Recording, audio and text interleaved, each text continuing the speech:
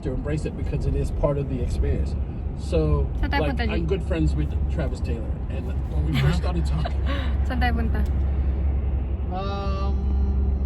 Sa Ayos na Taylor's yun, ah. Convention. In 500 meters, turn left onto Castle Nice, Boulevard nice. Northeast. Nice ah. Gayak na gayak. Saan ba tayo pupunta, Beb? Ewan ko sa'yo. Where are we going? So pupunta tayo ng Telos Convention kasi Kasi ano, convocation na convocation na ni JR. At the parang light, turn left onto kumbaga Castle sa Boulevard Pilipinas Northeast. taking ng CPA.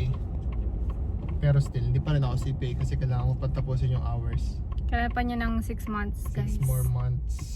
Para In 400 maging ano na meters, siya. your CPA. destination Ganap will na be on the CPA. right. Ang daming gawing process eh, no? Kaya nga. Pumasa ka na, experience pa. Kaya nga. So, ayan. Unlike sa Pilipinas, no? Pagkapasa mo, taking yung CPA ka na. CPA.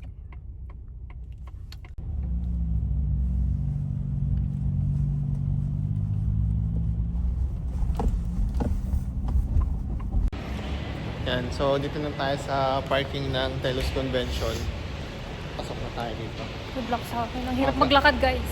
Nakahirap Umaga kasi. pa, 5:45 pa lang. 6 o'clock pa yung assembly. So magkante pa kami ng 15 minutes din sa Yes. Bye!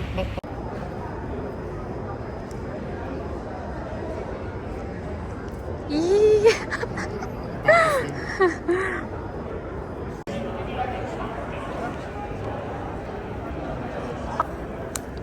Ay, kailangan picture mo. Wait lang.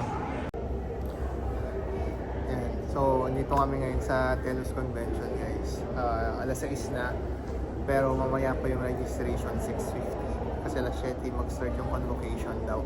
Parang ano ba ata to? 4 ata na batch. Last na batch na ata kami. So, yun. Sa mga nagtatanong kung paano maging CPA dito sa Canada, basically, matagal yung process.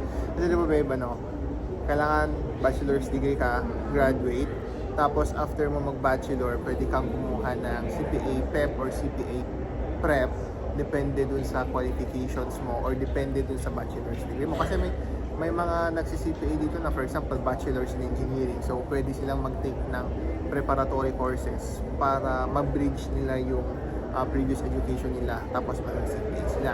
So in my case, nagdiretso na ako mag-CPA PEP, hindi na ako nag-prep. So nag-PEP ako, 6 na modules. So nung natapos ko yung 6 na modules, tsaka ako nag CPA exam.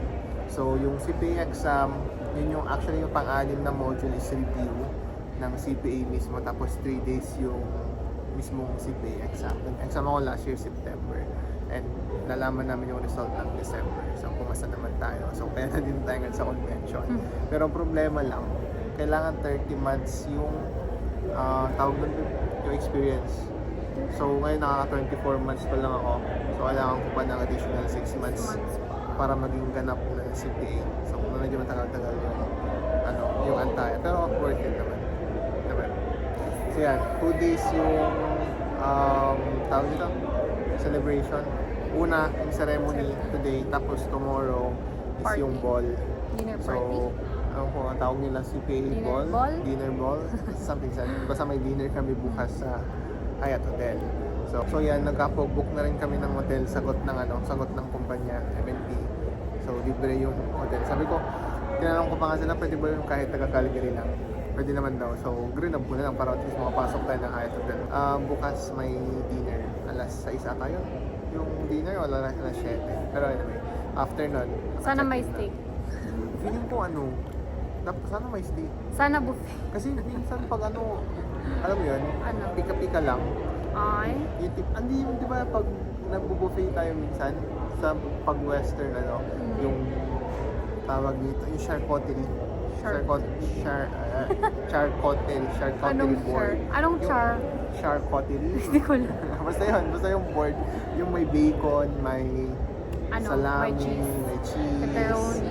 biscuit, yan. So yun yung parang pinaka main dish. Hindi naman siguro main dish yun, no? Basta yun, yung hinahanda nila. Oo.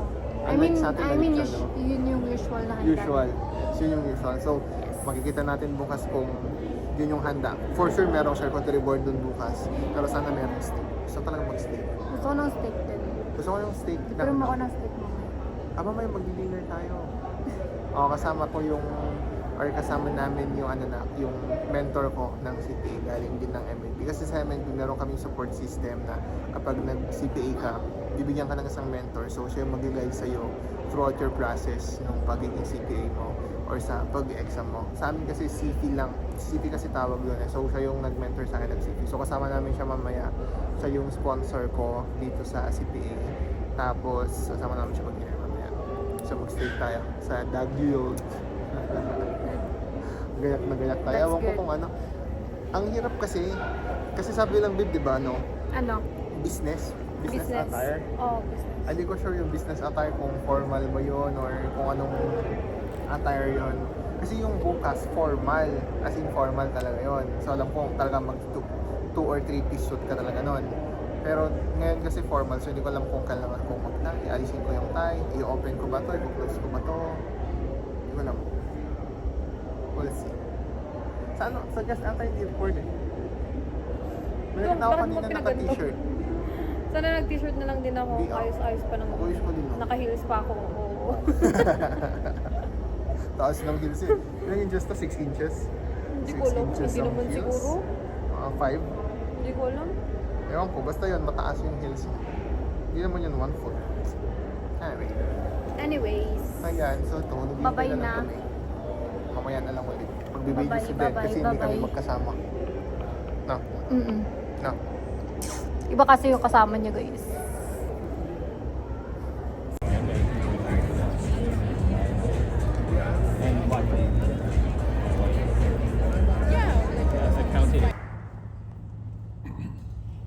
Edwin Yamul Jr. Edwin thanks his wife Diana and his family for supporting him in this journey. He also thanks his mentor from MNP, Janessa Atwood, who joins him on stage, for helping him throughout the process. The profession is pleased to welcome Edwin Yamul Jr.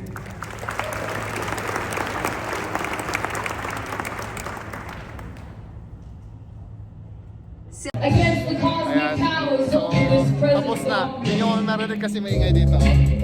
May event, oh. Winter, meron silang outside event dito sa Calgary, downtown. Yan, tapos na kami. Kumusta, Beb? Malamig. Hindi ako nilalamig ako. Minus 40, naglalakad kami dito sa labas papunta sa restaurant. Yan, tagal. Yan, oh. Beb, oh. Oh. May angel dito, oh. So, welcome to Calgary downtown. Ito yung tsura niya ngayon. Beb, okay ka lang? Nilamig ka? Minus 14. Magpipicture pa yan. Tara na, hindi ko na kaya, hindi ako. Hindi ka na picture? Oh, go ka na. Pasok ka na.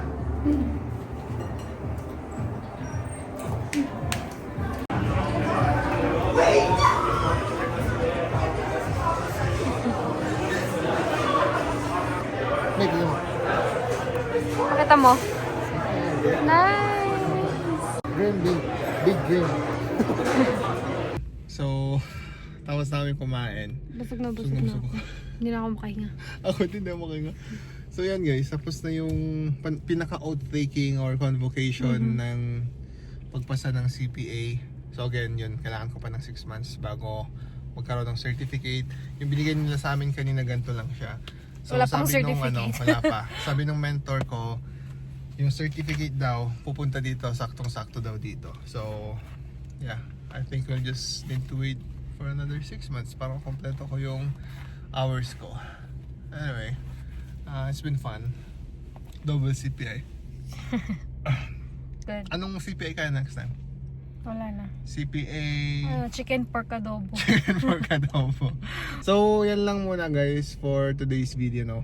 Sa mga nagtatanong kung paano ng CPA dito, napapiyawan natin kanina, pero I'll try to make a more detailed video in the future kung paano maging CPA dito sa Canada, kasi it's definitely worth it na maging CPA dito.